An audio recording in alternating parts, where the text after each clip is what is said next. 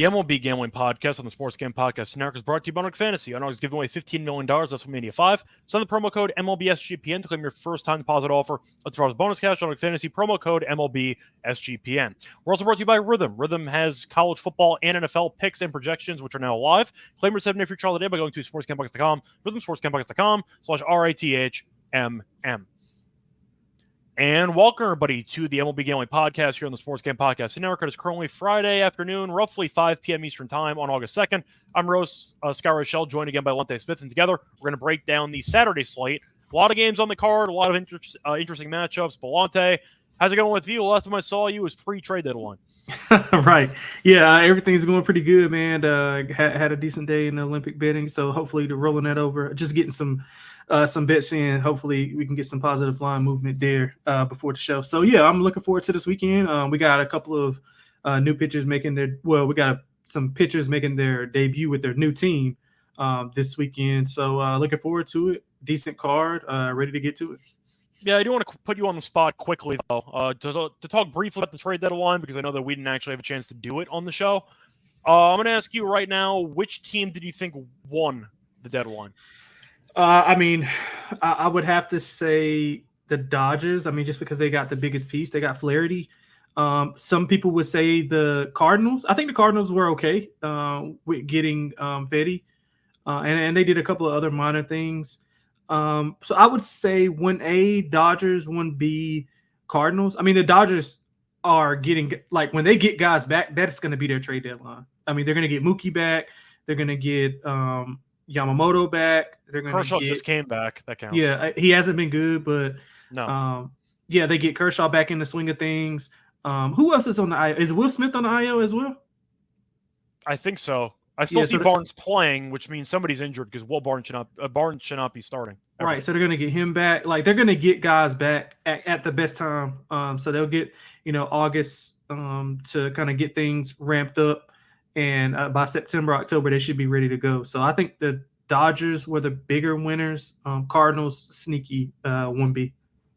Yeah, Austin Barnes, by the way, has been just not a good hitter for his entire career. That's kind of why I am surprised that he's been fine this year, actually, batting .278. But, of course, he's no Will Smith. So I do think it's definitely important to acknowledge that he is at least playing some. But, of course, Will Smith's a lot better of an option out of those two. Dodgers, I'd agree with, based on Flaherty being the main piece. He was a rental, too. So they really didn't have to give up anything for him. Mm-hmm. The Yankees' deadline was pretty average. Jazz has been great, but I still feel like they could have gotten another pitcher or so. They got a reliever from the Padres. I don't really care that much, to be honest. They didn't really do enough to move the needle. But we'll see what happens when Schmidt comes back and Efros and all these other guys. Stanton as well, who came back the other day. I'm trying to think of other, I'd say, deadlines that I thought were pretty fine or underrated. I thought Kikuchi going to Houston was okay. Maybe I didn't think Houston had a great deadline. They got Kikuchi and they got Ferguson. As a Yankees fan, we think Ferguson stinks. Yeah, and we used to see Houston be aggressive at the deadline too. So I guess they thought Kikuchi was just another piece to the puzzle. Do you like Kikuchi? I'm not a big Kikuchi guy. I'm not, but I think maybe a change of scenery maybe will do well for him. He's got a better more consistent offense behind him. He's more of a front running pitcher. If he can get a run or two early and get in the rhythm, I think he's fine. But if he gets in trouble or if he is in trouble and needs to get out of it, I think he's pretty he underperforms. So I think he's more of a front running type of pitcher. Maybe a change of scenery will be better for him. So I'm not the biggest fan, but I'm also not the biggest detractor either. Yeah, I'm not a fan of getting a pitcher to pitch in basically one of the most hitter-friendly ballparks in the league, giving up 17 home runs already this season. And that's a pretty bad spot for him. I thought the Astros are actually one of the biggest losers of the deadline because I didn't like anything they did. I'm used to them being aggressive. I thought they'd go for it, and they really didn't. And they didn't sell off either, so they kind of just stayed put and just trying to see what happens. But I thought they were going to do a bit more. They didn't do it. Yeah. I didn't mind the Mets deadline, actually. I thought the Mets were an underrated winner for me. I feel like most people kind of had them in the middle ground, where they just thought that they had a generic overall trade deadline. They shuffled some chairs around, tried to fix stuff. All I know is they needed a lefty outfielder because DJ Stewart can't play. And they ended up getting Winker, who's been good this year. So I like that. They got Winker, who's going to give him a good bat there in the lineup. The bullpen's been a mess, and they went out and they traded for some relievers. Are they good relievers? Somewhere in the middle. But I feel like if the main purpose of the trade deadline is to address the areas of need, and the Mets went after every position that they needed, I consider that a win because they at least addressed the concerns they had on the roster. They could have potentially gone for like a more high-profile option, but the Mets acquired some relievers. They acquired an outfielder they needed. I thought the Mets had a pretty solid deadline. Yeah, I agree with you. And they're going to get Senga back soon. I know he came back and then went back on the IL. No, he's out for the year. Oh, he is? Oh, wow. Yeah, I didn't see that. I must have missed that. He came back for 4 innings and he got injured again. He's out for the year. Oh, wow. I missed that. Okay. Well, I guess I could take away that. But yeah, I mean, Peterson's pitching well. I mean, we'll talk about him a little bit later. Honestly, I thought the Mets were like, nobody knew what the Mets were going to do. Like, I don't know if they were going to sell. They were talking about Alonso being dealt. Like, so I didn't know what. They're too good to really trade any of those guys now because they're in the wild card picture. Right. Yeah. So maybe that'll come back to haunt them. They'll have another New York team. I know the Giants had a similar situation and they overpaid a quarterback. But yeah, that's beside the point. Yeah, I don't know. I mean, I agree with you. They addressed some needs. Their offense has been pretty good. They've been the best offense in the league for the last like month and a half. Yeah, for sure. I mean, I just don't know about that pitching, man. I don't know how long Peterson can hold it together. Severino, obviously, we're very familiar with him. Has his moments, both good and bad. Yeah, familiar with Severino. Yeah, has his moments, especially in bigger games. Like, so the closer we get to like October, not sure how effective he'll be in a big spot. So, yeah, I mean, if their offense can continue to slug this way, then, give those pitchers some run support, then, they'll have a good it'll be graded as a good deadline after the fact. But right now, I agree with you. They addressed the needs. They got what they needed to get. And, it's all up for the results now. Yeah, that was kind of just the one piece there for the Mets was that they signed a bunch of guys in the offseason to pretty small deals. So short deals, some veteran guys, which they could have flipped if they wanted to. Kind of like what the Rangers did with like Lorenzen, for example. They just flipped them for something after they kind of rebuilt them back up. The point is, the Mets, though, are still contending, and at least for a playoff spot. And I'm kind of happy they didn't blow it up, even as a Yankees fan. You're the Mets. When are you ever good? Right. If we're being fully honest. Like, this team is usually an afterthought. They're always playing second fiddle in New York. They've been fun for the last month and a half. They were in the basement in the first month of the year. They've come back to be in the picture. I like that they didn't actually trade any of the big pieces, and I like that they were able to buy. They didn't fully commit because they still leave themselves open to blowing it up in the offseason. But I thought that they addressed the needs they needed, and I think that might be enough to get them into the playoffs. Yeah, I agree with you. I thought they had a pretty underrated deadline, in my opinion. Anyway, before we get into any of the actual games for the Saturday slate, I want to remind you once again that we have some featured shows on the network, and the featured show for the week is going to be the Mothership Show, the Sports Game Podcast Show, which features 32 new NFL team preview episodes. And as a bonus, each team preview episode has a code word. Submit the 32 code word phrase, and you could be the lucky winner who gets a $500 NFL Circa future bet. So wherever you get your podcast, and a reminder to download the SGPN app. Time to get into the actual card for today. Starting off, or I should say for Saturday, starting off with the first matchup, you have the Blue Jays taking on the Yankees. For this one, you have Berrios against Rodon. The Yankees are minus 185. The Blue Jays are plus 155. The Yankees have won 5 straight. They've been playing some good baseball. Toronto's been better lately, still not good. Mostly Vlad being a lunatic at the plate for the last week and a half. The Yankees, though, we know, have been playing really good baseball recently. The offense has been great. Jazz Chisholm turned into Babe Ruth. Any thoughts on the matchup here? Because it's 185 with Rodon, who's quietly been good his last 2 outings. Yeah, he has been. Like I think we were talking about it before the show started. I'm more concerned about tonight's matchup than I am here. I mean, Rodon's been good in July. I mean, 4 of his 5 starts have been on the road. He's still only allowed over 3 earned runs once in that span, so he's been in good form. Berrios, prior to the last start, his ERA has been over 8. So over 6. I'm sorry, 1.41 WHIP. He's had a walk issue, 3.7 walks per 9. He's also had some home runs allowed, 2+ home runs allowed in 6 of his last 7 road starts, 17 earned runs allowed in his last 4 road starts. So he hasn't been in good form on the road. You mentioned the Yankees are playing really well, 5 in a row. All were on the road, 46 runs in that span. They're hitting right around 285. I mean, I think this is a good matchup for them. Toronto's below average versus lefties, so Rodon should be able to kind of get going. He does need to limit the home runs, though. Multiple home runs allowed in 4 of his last 7. So I kind of want to see that go down. Outside of that, I think it's a good spot for the Yankees. I like the over as well. I think both teams will be able to score some runs. Hopefully the Yankees can score a little bit more than the Blue Jays. So I like the over, and I like the Yankees.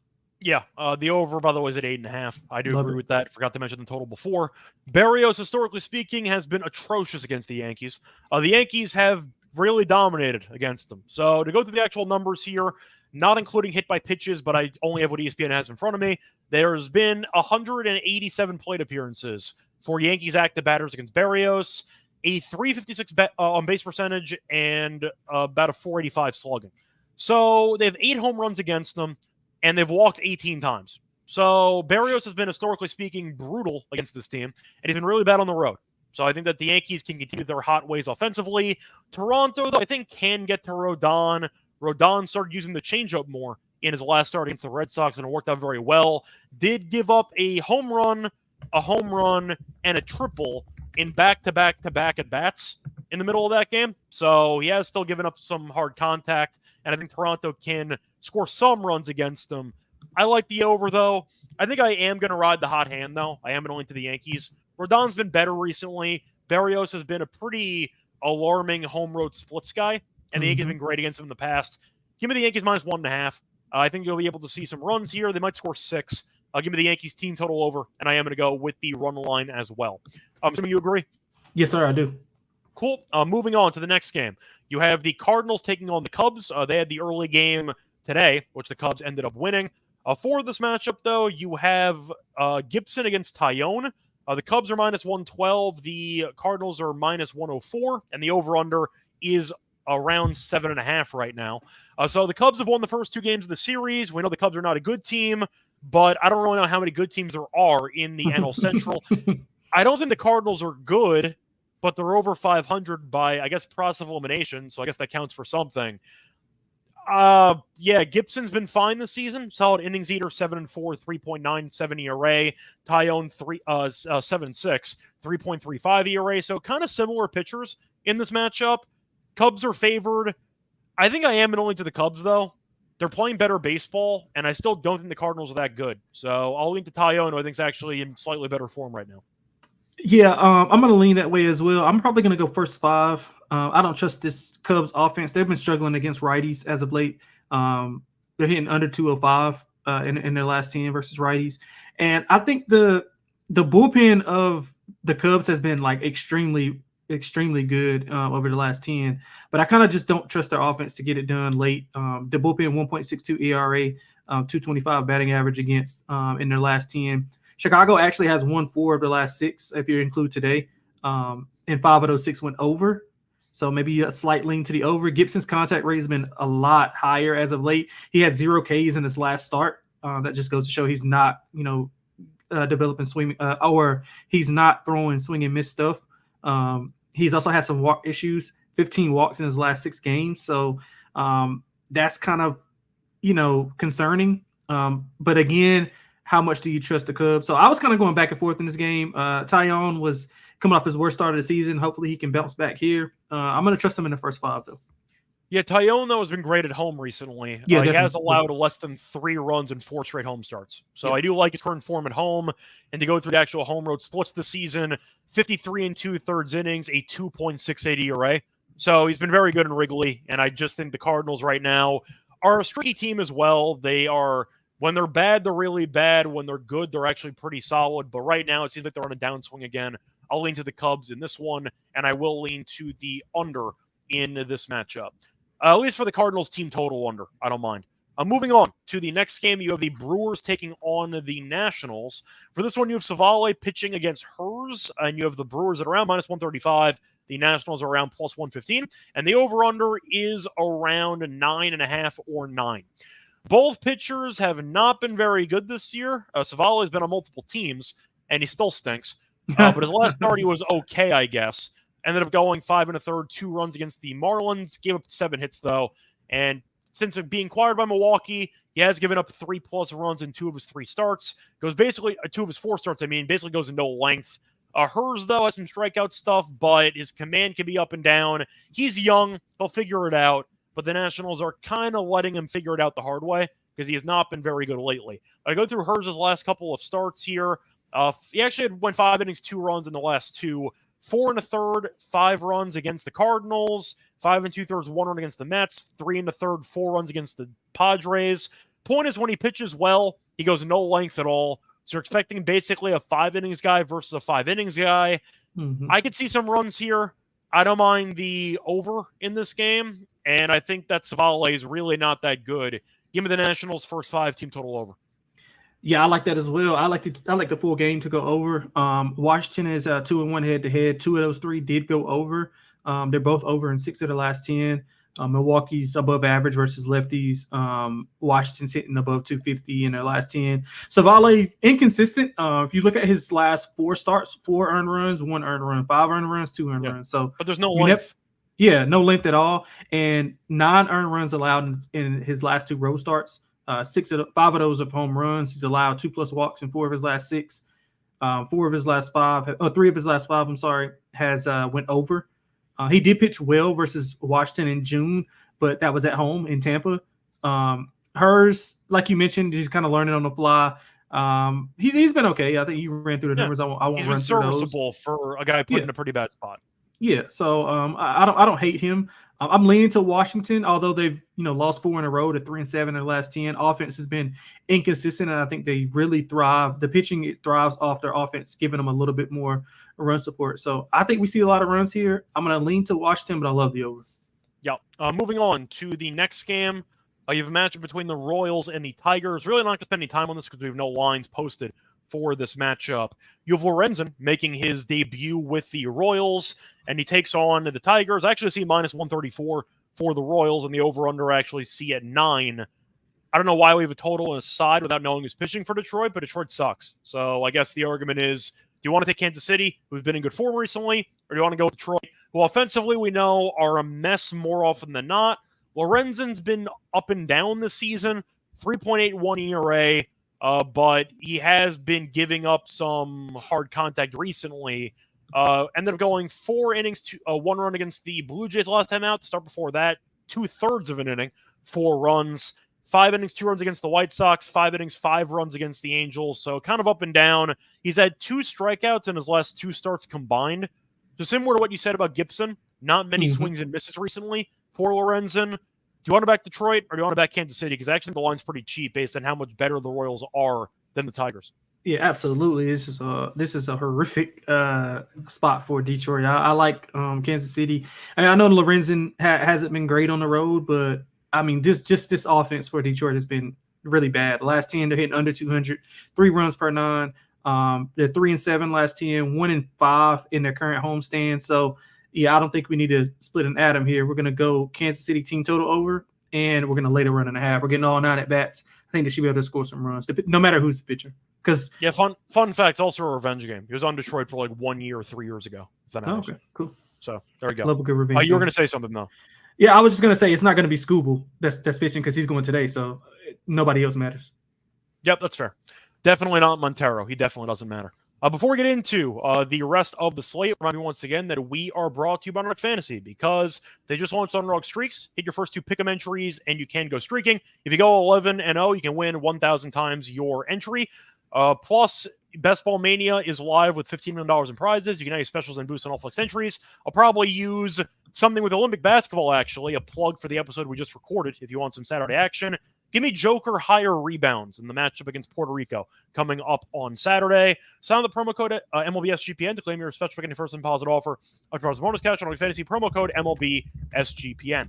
We're sponsored by OddsJam. OddsJam is your one-stop shop for beating the sportsbooks. OddsJam uses millions of data points across every U.S. and Canadian sportsbook to show you the best value plays for your money. They have line shopping tools, which can show you the best price for any sportsbook that you want, whether it involves DraftKings, FanDuel, or even offshore, Bovada, Bet on the Line, Cut, etc. Their arbitrage tool also helps you find opportunities where you can bet both sides of the same prop, different sportsbooks to guarantee yourself a positive ROI. They also have a nice fantasy tool, which features the highest EV plays relative to the sportsbook's odds, allowing you to crush sites like Underdog Fantasy. They even have a tool for finding the best sign-up bonuses. If you're interested in trying out OddsJam, they have a 7-day free trial by using the link below. And don't forget to enter the promo code SGPN to get 35% off your first month of your subscription. OddsJam.com, promo code SGPN.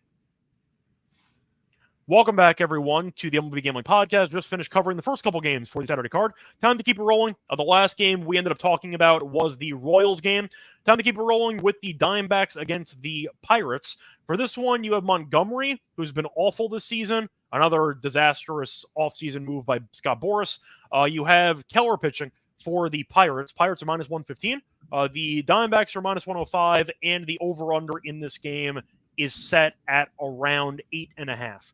Now, Lonte, we saw Montgomery had one decent outing after coming off the IL.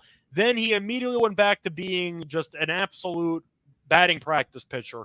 As he went 5 innings, 1 run against the Royals. Then he went 4 innings, 9 hits, 6 runs against the Nationals. So he's been awful for most of the year. He has been a lot better at home, but I think Keller's objectively the best. I mean, he's been a lot better on the road, than at home.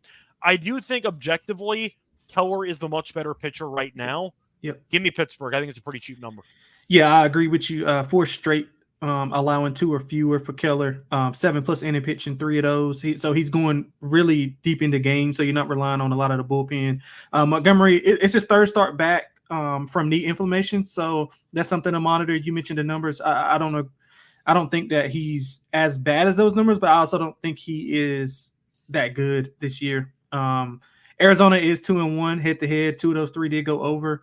Arizona's playing better baseball as of late, 7-3. Pittsburgh was on a high, and they kind of came down, so they've been 500. They can't hit. That's the main problem. And the issue was, I mean, the problem was when they're at the top of their lineup, when they're at the top of their rotation, their hitters are like hitting really well. And then when they get to after Skeens, and then sometimes Keller and Jarrett Jones, whenever he was there, they hit the ball well, but everybody else, they don't hit the ball at all. But Arizona, you're looking at Cruz and you're looking at Reynolds, and who else do you like in that lineup? Basically nobody. Yeah, nobody. So, Arizona's offense last 10 really good. 7 games of 5+ runs, 289, 10 hits. So, I mean, I know we don't trust that Pittsburgh offense as much, but with Montgomery on the mound, I think they can get a couple of runs across. So I'm going to lean over, but I love Pittsburgh. It's just such a cheap number. Montgomery, I'll put it this way: he won a World Series last year. The Yankees got rid of him. I never thought he was that great. I thought he was a standard lefty finesse pitcher. And then he channeled something with Texas last year for a World Series. But in the World Series and onward, he's been terrible. So he's kind of regressed back. And I feel like the main thing I have to point out with the injury that he suffered, he was really bad before the injury. But since he got shelled by Washington his last outing, I think we can agree that the reason for his struggles were not injury-related. Can we agree on that? No, absolutely. Yeah, I wasn't trying to make an excuse for that. I was just making, a point that it was his 3rd start back. So yeah, I'm just making the point that he was bad before the injury, and now he's bad after the injury, so I don't trust him at all. Moving on, though, to the next game, you have the Red Sox taking on the Rangers. Red Sox have not been great lately, but they had the walk-off win with Devers against Seattle. You have Houck pitching against undecided. For the money line in this one, you have the Red Sox and the Rangers both at minus 108. And for the over-under, you have 8. Now, Houck has been pretty solid this year. He was a lot better earlier in the year. Recently, he's kind of been struggling. And I believe he has been a lot better on the road, though. 2.38 ERA on the road. He has given up 3+ runs in 2 straight starts, 3 if you're including the All-Star game, where he gave up 3 runs in 1 inning. So points has not been great lately. He faced off against the Yankees last time, 6 innings, 3 runs. Faced off against the Rockies, 6 innings, 4 runs. That wasn't Coors, though. So he's not been amazing lately. Texas, though, this team stinks. And I feel like they should have sold a lot harder at the deadline. But looking at their last couple of games here, Adolis has been atrocious for most of the season, especially lately. They've lost 5 of 6. They scored one run in each of the last 2 games against St. Louis. They got outscored in the last 2 games of that series, 18-2. Each of their last 4 losses were by 4+ runs, and they got swept by the Blue Jays. It's tough to get swept by the Blue Jays. We can't stand that team. So Texas losing 5 of 6. I know Boston has not been great recently. At least this team can hit. The bullpen's not great. I think Houck is still pretty good. He's not been great pitching recently, but I think it's a good price. Minus 108 fading a Texas team that's been really underwhelming recently. I think it's a good value play. Give me Boston -108. Yeah, I wanted to fade both teams, to be honest. But I think we see some runs here. Boston's 8-2 to the over in their last 10. You mentioned it. Their pitching has been horrible in the last 10. ERA of over 6.5. The offense has been lighting it up, though. They're almost hitting 300, 11.5 hits, 6.5 runs per 9. Hawk Tanner's 7 earned runs and on 15 hits in his last 2 starts. So I think we see some runs here. Obviously, we don't know who Texas's pitcher is. But I think we see some runs here. Is the total 8.5? 8.5? The total in this game is set at 8 flat. Juice of the under, actually. It's even money on the 8. Yeah, so I'll go over that 8, even though we don't know who the pitcher is. But I think Boston's offense can get going. I don't trust either team to win the game. I agree with some of the points that you made, but I mean, I just can't trust Boston right now. Well, it's supposed to be Lorenzen pitching, but of course they traded him. So now they got to figure out who's going to pitch. So maybe a bullpen game? Maybe, but good luck with that. Dane Gunning's still alive? I don't know. They bring him back? I don't know. But I'll lead to Boston here. I think they're better offensively. Boston at least is competing for a playoff spot. I don't know what Texas is doing, because they traded away Lorenzen, then they ended up trading for Chafin as a reliever, but they can't hit, and they're also 5 under. So I don't really know what the game plan was, and I don't think they knew what the game plan was, but they're not very good. So I'll link to Boston in this one as my pick. Moving on to the next game, you have the White Sox taking on the Twins. Doesn't matter who's pitching, doesn't matter what's going on. They've lost 17 straight. Yeah, Minnesota's laying a ton. Actually, no, they're not. They're laying 175, and the White Sox are plus 145. Crochet's pitching, who I'm sure is deep down pissed that he's still on this team. Ober, though, is pitching for Minnesota, and he's been solid this season, 10-5, a 3.76 ERA. The White Sox are an impressive 57 games under 500. They're on pace for about 123 losses. The Twins are 9-1 this season against the White Sox, and they have been, once again, really, really good against this team. To go through the streak right now, the Twins have not been in great form. They ended up losing 2 out of 3 against the Mets, but the White Sox have lost an impressive 17 straight games. You can get the Twins on the run line in this game at plus 125. Good enough for me. I know Crochet is pitching. I understand he's good. He doesn't go much length. This bullpen's terrible. They traded away Banks, who's one of their only good relievers for the entire season. I can't back a team that's lost 17 straight games. I don't care who's pitching. Give me the Twins. Yeah, I mean, I think you summed it up just well. I don't think I need to, harp on Minnesota 9-1 last 10 head-to-head. 5 of those wins have been by multiple runs. Minnesota hits lefties extremely well, over 260, 4.9 runs per 9. Crochet, not much length. Is something going on with him? I mean, he hasn't been 14 innings pitched in his last 3 combined. Well, that's why people thought they were going to trade him, because historically speaking, this is the most innings he's ever thrown in a single season, and he had Tommy John a year or 2 ago. Yeah. So the problem was they weren't sure if his arm would hold up, and that's why they thought Chicago might sell high, trying to get rid of him, not knowing how much his arm had left in the tank for the rest of the season. I expect a lot of short starts for Crochet in the future, because they might trade him in the offseason. Yeah, I think the main plan for Chicago, you're 57 games under, keep his arm healthy. I think that's the main argument. I think Crochet will be solid, but I think he'll be overvalued because he's giving you no length. Yeah, so maybe a total innings or a total outs prop under for Crochet. Yeah, he's good, but obviously he just can't overcome this. I mean, what's the incentive though? Like, you're right. No, you're right. Trade piece. You're keeping him on the team for. I guess you decided you wanted to keep him, but it's the most innings ever had, and you have 2 months to go. I see a lot of 5 innings and a lot of pushback starts, kind of like what the Braves did with Chris Sale. Yeah, I agree with you. So no need to dive deeper into that. I like Minnesota Twins run line, maybe even 2.5 adjusted run line. Yeah, I also want to mention Ober's last couple of starts, because he's allowed less than 3 earned runs in 6 of his last 7 starts. Yep, 5-1. His last start, 8 innings, 1 hit, no runs against the Tigers. So he's been in great form. The Tigers have also won 6 of his last 8 starts, and all those wins were by multiple runs. So I think Ober's is arguably in better form than Crochet based on the lack of length that Crochet is going. So I like the Twins quite a bit on the run line in this game. Moving on to the next game, you have a matchup between the Orioles and the Guardians. We saw the Guardians win the first game of the series comfortably, or was that the first game or the second game of the series? I don't remember. That should have been the first game. Okay. Point is, though, Guardians had a solid game offensively, and we saw the Orioles get absolutely torched in that game 10-3. So for this matchup, you have Eflin, who's making his second start with the team. First start, he wasn't that great. 6 innings, 3 runs, he gave up 10 hits, though. So a lot of contact, but the point is he got through it. And you have Contillo pitching for the Guardians, who, I'm going to be honest, don't know who that is. He has an 8+ ERA, which is not a good sign. So you have that going for you. He's made 1 appearance, 3 1/3, 3 runs against the Phillies.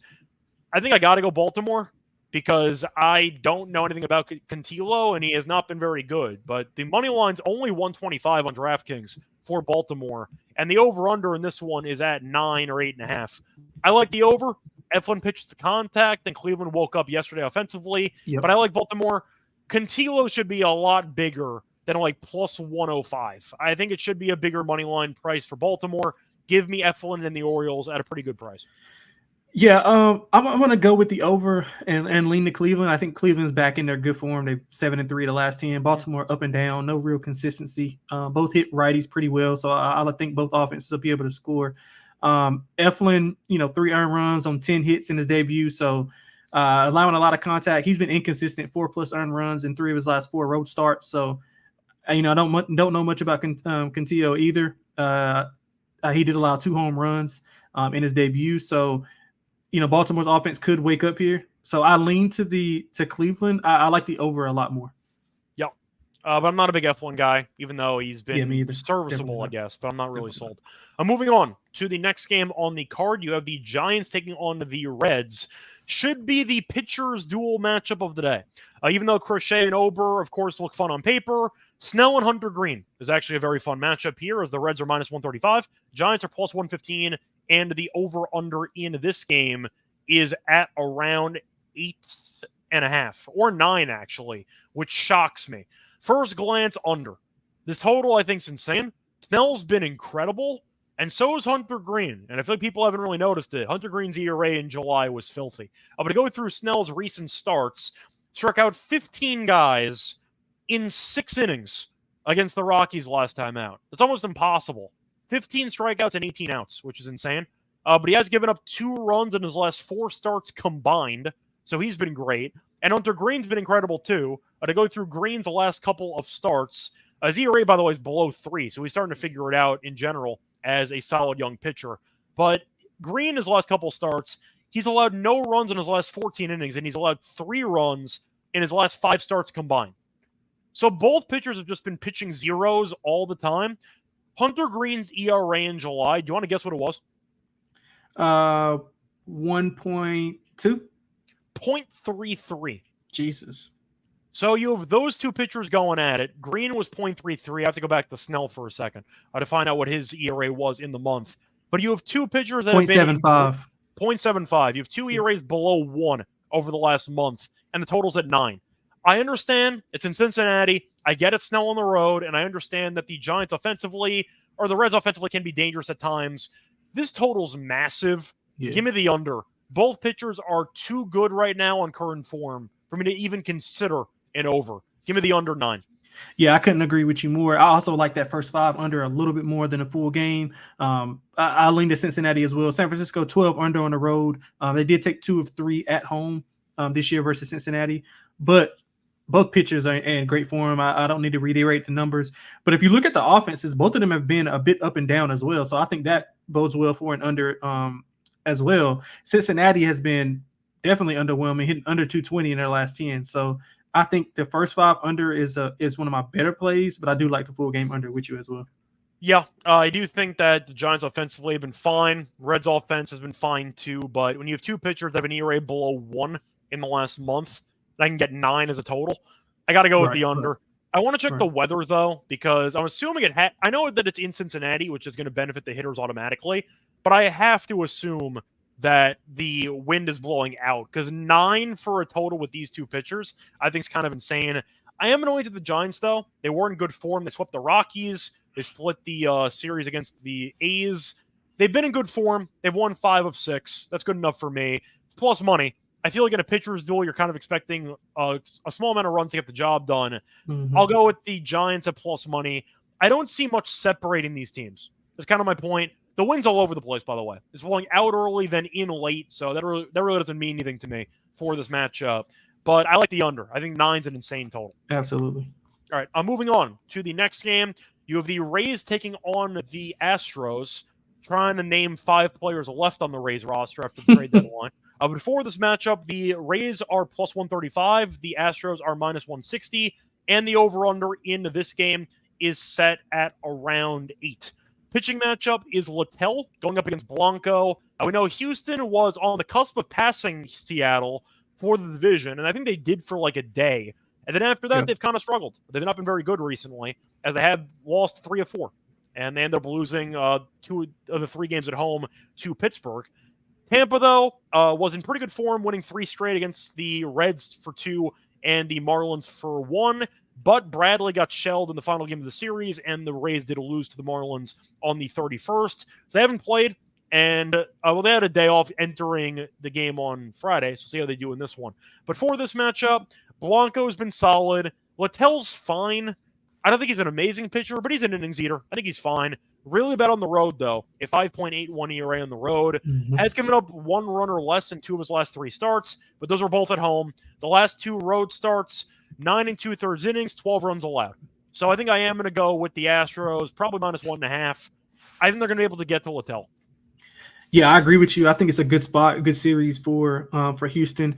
It was a letdown series versus Pittsburgh after taking 2 of 3 against the Dodgers. Houston's above average versus righties at home. Above 260, I'm sorry. Hitting above 260 versus righties at home, 5.4 runs per 9. Tampa's not hitting the ball well, under 215 last 10. Don't trust Littell. It's been up and down in July. Either it's been really, really good or really, really bad. I think you mentioned that. Blanco, I mean, back-to-back tough either. He's not been great either. Yeah, tough back-to-back tough road start, tough starts. He's allowed a lot of home runs, but he has been good at home. 2 earned runs or less allowed in the 4 previous games before allowing 4 to the Dodgers. So I think it's a good series for Houston. I'll be on them all weekend long to kind of get a get-right spot against Tampa. Yep. Moving on, though, to the next game. You have a matchup between the Marlins and the Braves. So the Braves did win the opener, a low-scoring game. Charlie Morton, really good at home, really bad on the road. But for this matchup, I don't believe I have lines on this one. No, I actually do now. Lines were posted recently on FanDuel. So the Braves are minus 230. The Marlins are plus 190. And the over-under is at 9. Now, the Braves are using Holmes to start this game, and the Marlins are using Tyler. Tyler's 0-2 with an ERA in the 4.7s. Holmes, though, has been solid at 2.54 ERA. He's mostly been a bullpen guy, but he got stretched out to 5 innings, and he was pretty good against Milwaukee, as he went 5 innings, 1 run allowed.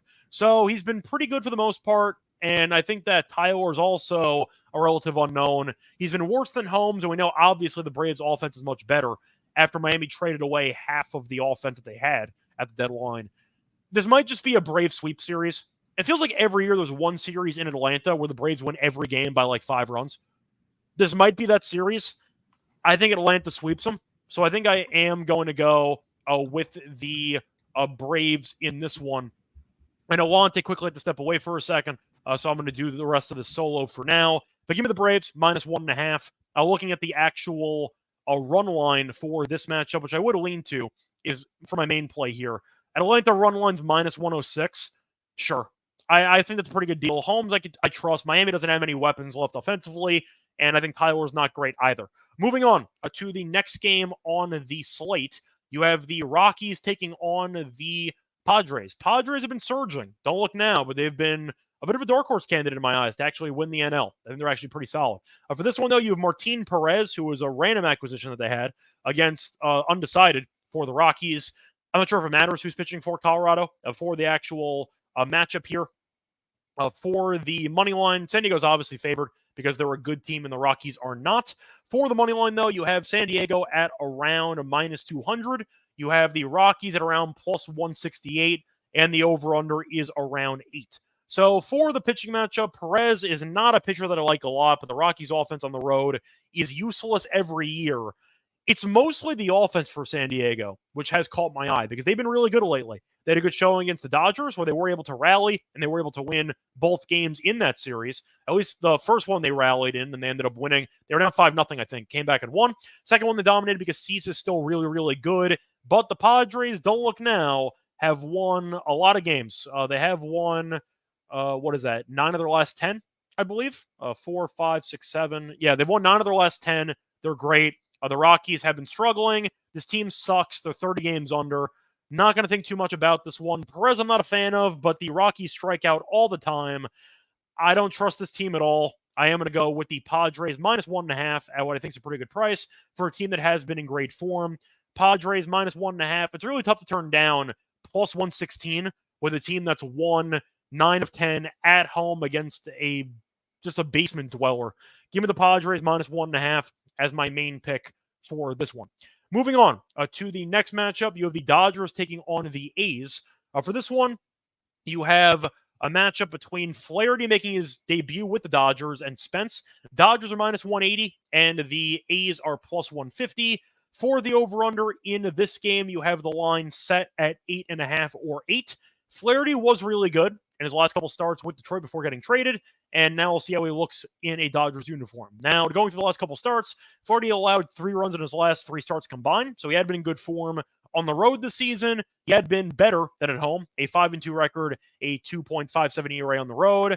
As for Oakland, this team's been underrated offensively recently, and they have been a lot better at home than on the road offensively, but I'm really not a Spence guy. I don't think he's that good, and I do think the Dodgers should be able to get a lead early in this game. Spence has been better at home. To go through the last couple starts, though, he's been better, but he can give up some damage, and he has given up 4+ runs in 2 of his last 4 starts. I think the Dodgers' first 5 is worth consideration here, maybe minus a half. I think you can get a decent price on it. Dodgers aren't a big favorite, a massive favorite for their standards in this game, as they're about minus 176. You might get the first 5 run line at like minus 130, maybe minus 135. I like that quite a bit. I think Flaherty's solid. Spence, I'm not totally sold on, and I do think the Dodgers still have the better offense out of these two teams. So give me the Dodgers to cover the first 5 in this one, minus the half a run. Moving on to the second last game on the slate. Penultimate game, but I have no pen in my hand. You have the Mets taking on the Angels. For this one, you have Peterson taking on Soriano. The Mets are minus 130. The Angels are plus 110.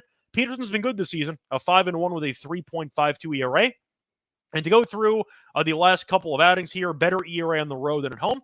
3.18 ERA on the road. Was not good last time out, though. Got shelled by Atlanta, but he had given up less than 3 earned runs in his previous...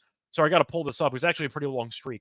1, 2, 3, 4, 5, 6. He had 6 straight starts of allowing 2 or less, and then he gave up 4 in the last outing. So I think he should pitch well in this one. He's been fine for the most part. As for the pitcher in this matchup, for the other side, it's a pitcher that I'm not totally sold on for the Angels. Soriano's been fine. His road ERA, though, has been a lot better than his home ERA, which has me concerned. Looking at the actual numbers here, Soriano's home ERA is 5.19, and he got shelled the last time out, gave up 3 earned, 6 runs total in his last start in 2 2/3 against the A's. He was good before that, but mostly at home, but underwhelming. And I do think the Mets are still a very solid team on the road, especially offensively. The home road splits for the Mets are alarming, but they are very good. They are elite offensively on the road. Give me Peterson in this one. I think 130 is a very, very cheap line for a Mets team that's significantly better. The Angels, we know, are not really worth anything. They're not really good by any means. They're 15 under, they're 10 under at home, and the Mets are 5 over on the road, and they are 6 over in general. Give me Peterson in this one. I think he's going to pitch pretty well. The Angels' offense doesn't really threaten me at all, and the I'd say Soriano pitching option here at home is not as attractive as the option on the road. So give me the Mets in this one as my pick at a pretty, I'd say, affordable number at minus 130. For the last game on the slate, you have the Phillies taking on the Mariners. For this one, the Mariners are actually favored at minus 125, and the Phillies are plus 105. The Phillies fell off a cliff recently, as they were in great form. The All-Star break came around, and they forgot how to play baseball. So we'll see if they can get back on track. Harper, I believe, went 0 for 14 in a series against the Yankees, and he had the series losing double play in the final game. So Harper's going to try to get back on track. But for the pitching matchup, you have a pretty underwhelming one, or at least for one side. You have Miller pitching for Seattle, and you have Allard pitching for Philly. Allard, not great. He's bounced around the league before. Not exactly ideal. Bryce Miller, though, has been incredible at home. So far this season at home, 67 innings pitched, a 1.88 ERA. He's given up 3 runs in his last 3 starts combined. He's given up less than 3 runs in, it's at least 3 straight home starts. I got to pull this up. 1, 2, 3, 4, 5, 6, 7, 8, 9, 10. Yeah, 10 straight home starts allowing less than 3 earned runs. So Miller at home has been objectively amazing. And Allard, we know, has made a pretty limited impression, or he's had a limited sample size with this team, and he's left a lackluster impression so far with the Phillies. But the Phillies right now haven't been able to win games. The bullpen has been absolutely terrible, which is why they ended up losing a couple games to the Yankees. The bullpen just couldn't do anything. Seattle, though, I think we'll get a good start from Miller. I think that Allard is not exactly a good option, and I think that Seattle, with Miller being so good at home, is very affordable. Allard has made 1 appearance this season, did not look good against the Guardians, 4 innings, 3 runs in that one. Give me the Mariners in this one at around -125. Lonte got some catching up to do. What was the last game you remember covering? The last game that we covered was the... Were you there for the Braves game, or were you there for the Astros game? Yeah, Marlins Braves is the last one I got. Okay, so Rockies Padres. Again, my thoughts. I'm on San Diego -1.5 because they've won 9 of 10. You? Actually, you know what? I'm leaning towards Colorado. I know they've been playing. I know the Giants have been playing some of the best baseball, but Colorado's won the last 4 against San Diego. 3 of those were in San Diego. All of those went over. So I'm on the over more so, but I'm leaning towards Colorado. I know San Diego's been hot. Perez making his debut, but he's had a high hit rate. He's not good. He's not good. Yeah, he's not. Yeah, he's not. So I think we should see some runs here. So I'm gonna lean to Colorado. I like the over though. All right. Next game that I talked about was the Dodgers-A's game. Flaherty making his debut. Yeah, leaning towards Oakland there as well. Flaherty, he's off extended rest. Hasn't pitched since July 24th. He's been obviously unreal. But if you look at the Oakland matchup he did have in April, I mean, obviously that's at the beginning of the year. Oakland got the best of them. 9 hits, 6 earned runs. Spence has been okay. He struggled versus better offenses, so that's why I'm kind of on the fence. 10 earned runs versus Philadelphia and Baltimore. 4 earned runs in 3 games versus the Angels. So he's been kind of good against bad offenses, bad against good offenses. So hard to trust. So just a lean there with Oakland, but I do like the over. I think this is a good spot for some runs to be scored. All right. Mets and Angels. Mets, Angels. I didn't have much for Mets, Angels. Just probably Soriano's been he's one of those pitchers where he hasn't been bad, but he also hasn't been good. He's terrible at home. He's got an ERA over 5 at home. Yeah, and so it's kind of weird. I mean, Mets 7-3 last 10. Maybe an overlook. I didn't have anything strong. Just the Angels are above average versus lefties, so maybe an overlook, but just nothing strong at all. All right, and the last game, the Phillies and Mariners game. Phillies, Mariners. I think this is a good series for Seattle. I don't trust the Phillies right now. What do you think their issue is? The bullpen's useless. Yeah, well, that too, but I mean, they've been spiraling. I mean, 3-7 last 10. The hitting against the Yankees was okay. Harper was 0 for 14, but I thought that Schwarber didn't get any hits, but he walked a bunch, so he was on base a lot. Mm-hmm. Hayes had a home run. They had some guys contributing in the middle of the lineup. The issue was really just no reliever that was trustworthy for the entire series. Yeah, I can agree to that. And then sometimes I think the top of their rotation was slightly off, so that kind of threw everybody else off. We're used to their top of rotation being good. Yeah. So like Wheeler wasn't good. Wheeler was terrible. Nola was okay, and Sanchez was fine, but he gave up the grand slam to LeMahieu. Right, but again, we're used to those guys being automatic. They weren't lights out. No. Yeah, we're used to them being lights out as they have been. Honestly, I took a little piece of Atlanta to win that division. Okay, interesting. Yeah, took a little piece. Right. Yeah. But you're on Seattle, and the total in this game, by the way, is set at 7.5 or 8. I have a hard time picking this one because Miller's been so good at home. Mm-hmm. But I don't like Allard, and I really don't like the actual bullpen. So maybe Seattle run line in this game. Yeah, I mean, I just don't know if you could trust. They've been better offensively lately, to be fair. Not in the series finale against Boston, but they had been in pretty good form. Yeah, that's true. They're hitting. They don't hit lefties well, at all. So, but again, I mean, how long is Allard going to go? We don't know. Let me just check something quickly because you brought up Allard. Allard is, sorry, just quickly pulling this up. I wanted to make sure he was a lefty. Yeah, is he not a lefty? Allard is a lefty. Yeah, he is. He only went 4 innings, though, in the first start, so I don't know how many innings he's going to go. Yeah, right. So, but with this bullpen, I got to take the 125. Yeah, I'm with you. Miller's been excellent. Yep, especially at home. 10 straight home starts, less than 3 runs. Yeah. I don't think he's allowed any home start over 2 runs. He had 1 against Boston his first start of the season. Oh, okay. So 10 of his 11, he's allowed less than 3 earned at home. Okay, anyway, that's going to wrap it up, the actual card for Saturday. Now it's time for the Lock and Dog picks. But for that, what am I once again? We are brought to you by Rhythm, because Rhythm has a lot of great options for you betting-wise, and they also have models now with college football and NFL. Create your own winning betting model or let Rhythm do the heavy lifting for you. You can decide what stats matter most to you, and Rhythm will build you a custom model around it, or just to let Rhythm and its predictive model do the heavy lifting. Rhythm uses AI projections from MIT data scientists. Rhythm also has you covered for week 1 and of the NFL and college football week 0. If you want to also look at a potential deal that we have for you, claim your 7-day free trial today by going to sportscamppockets.com with them, sportscamppockets.com, RETHMM. We're also brought to you by Circus Survivor and Circa Millions. Circus Sports is back with Circus Survivor and Circa Millions. Give away $16 million in guaranteed prizes. Imagine the regret you'll feel if you win your office pool but don't enter Circus Survivor.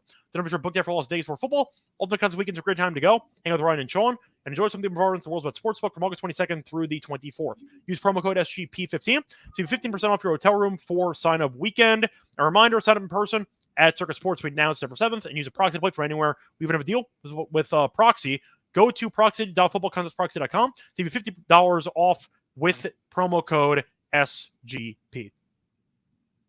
Welcome back, everyone, to the MLB Gambling Podcast. Just finished covering all the games for Saturday. Now it's time for the Lock and Dog picks. Lonte, I'm going to let you go first. What are your Lock and Dog picks for the Saturday card?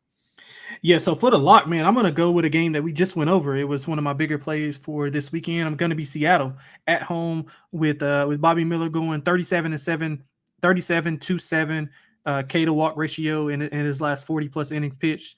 You mentioned how extravagant he's been at home. I don't trust Allard. Don't trust Philly. Philly's going to have to just prove it to me, and I'm just going to have to keep losing money betting against them because they're not in good form right now. Maybe they'll, a new month, maybe they'll be able to, get those guys back going. But until then, I'm taking Seattle, and I'm going to be fading Philly going forward. So that's going to be my lock. For the dog, listen, this is one of the most absurd things that I've seen in a while. Minnesota -1.5 +1. Let me see, +126 against the White Sox. Have lost 17 straight? 17 straight. Yeah, Crochet's not been going a lot of distance. They've owned the White Sox all year. And Oprah's been great. Right, he has, especially at home.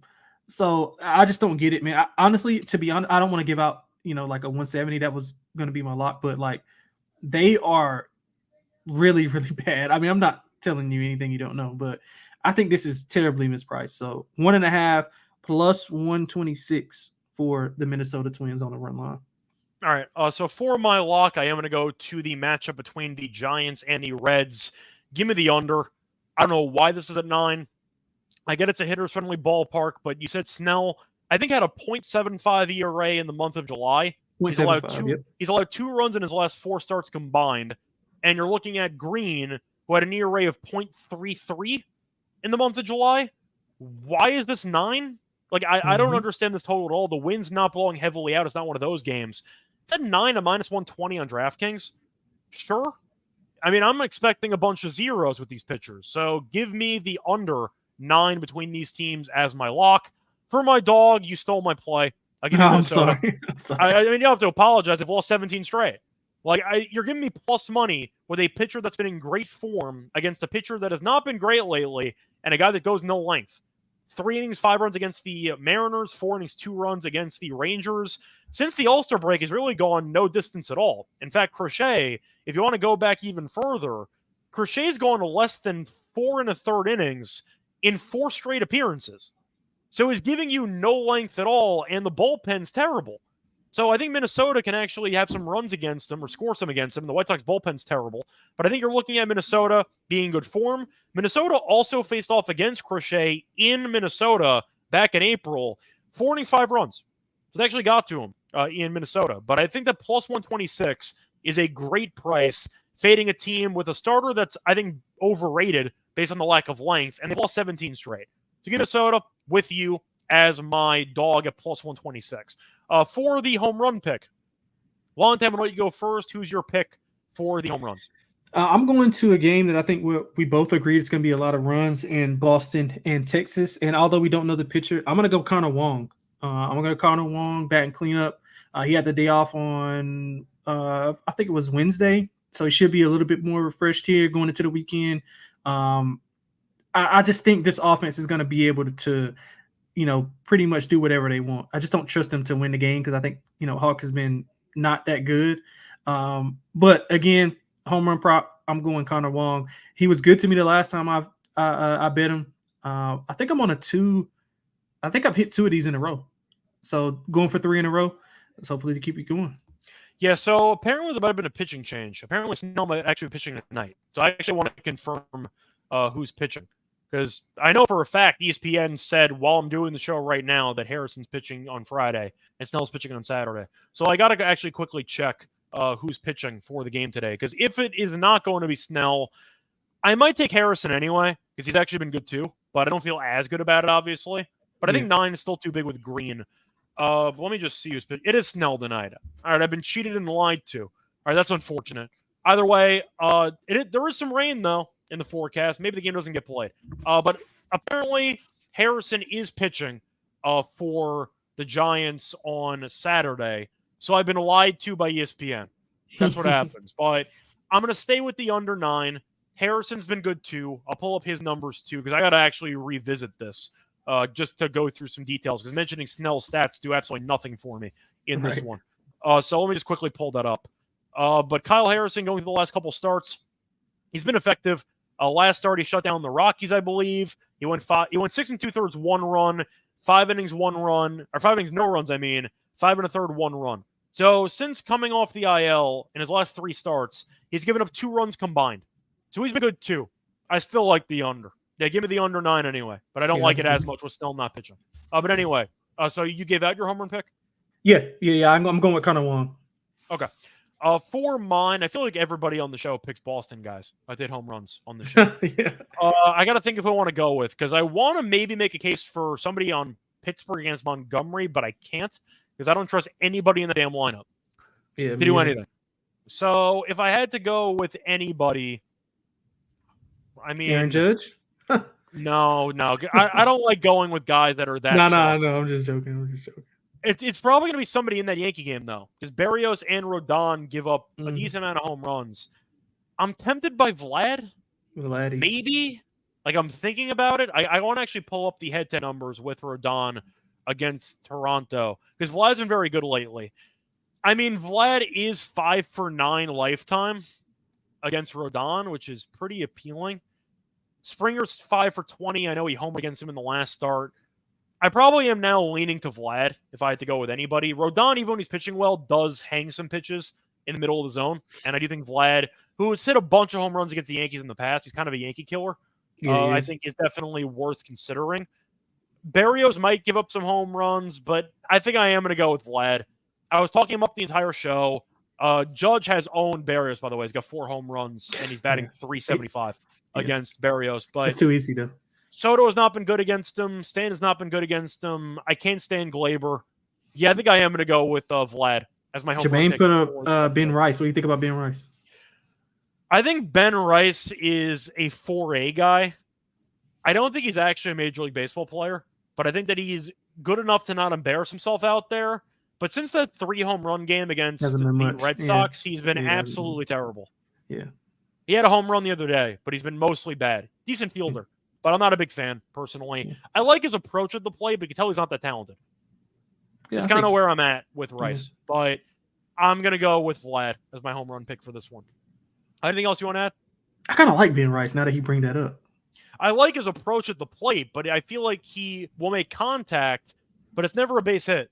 He's batting, what, like 190 now? Is he even over 200 anymore?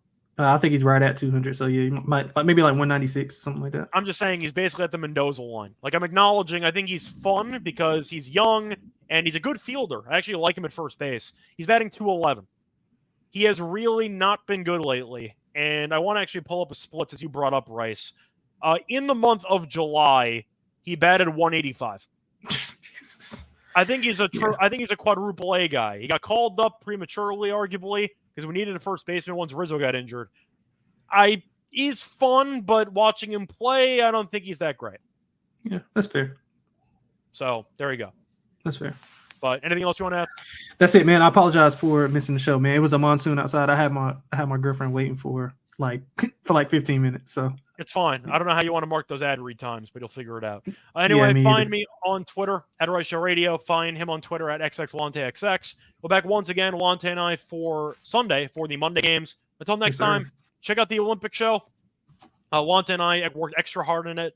No, it was a regular show. But if you want to check out the games for Saturday, we have you covered there. Team USA breakdown and the Serbia game as well against Puerto Rico. Besides that, I got some tennis podcasts coming out tonight. Have the Olympics podcast for the men's final and the bronze medal, actually, for tonight. And I have the Washington tournament, the semis, probably coming out tomorrow morning. Until next time, though, good luck to all of you and all of your bets. Bye, everyone.